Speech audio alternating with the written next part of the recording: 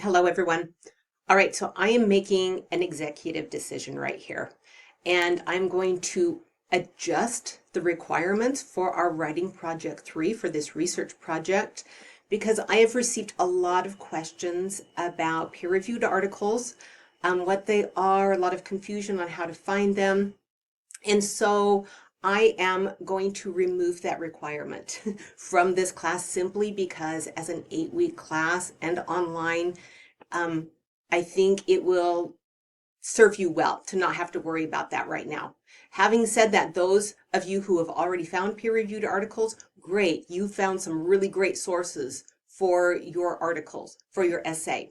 All right, so I want to go in here and just show you really quickly. So down here, I've just blacked it out, that requirement. So you will still need to find 4 sources for your essay that help you learn and will help you tell your reader about something interesting about this topic that you've chosen to write about. So I've blocked it out there and I've blocked it out here below, but you will still need to find 2 sources from the Buxton Library, and one of those will need to be a reference source. So an encyclopedia that offers background history and information about that topic that you're writing about. And the importance of that is to, like, before you can tell something new and interesting about a topic, you first have to make sure your audience knows what the topic is and what you're talking about.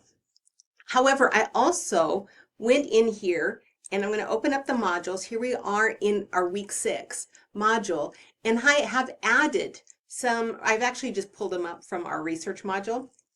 I've added information here on what peer-reviewed articles are and how to find them. So peer-reviewed articles, starting in 102 and throughout college, your education in upper division classes, peer-reviewed articles are going to be the type of sources that you're going to be using in your research because they are considered the most credible. These are articles where researchers who have spent years doing research and then another year writing up their findings, which are then reviewed by other experts in the field to see if they are valid, to see if the research was ethical and rigorous enough, if the writing is done well.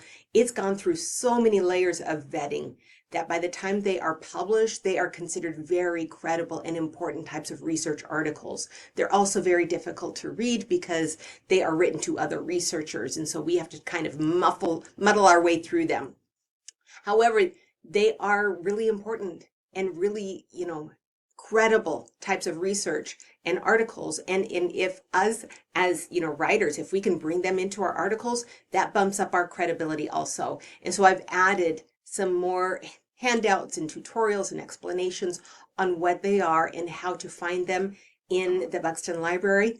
However, like I said, you don't have to use them. Okay, but I wanted to share that information for those of you who were interested in them. All right. So again, you still need 4 sources. 2 of them still need to come from the Buxton Library, and one of those needs to be a reference source, probably from Gale eBooks. Okay. But you do not need to have that peer-reviewed article. All right. I hope this doesn't confuse you. I hope this actually relieves some of the stress and anxiety you might be feeling. All right. Let me know if you have any questions. Have a great day, y'all.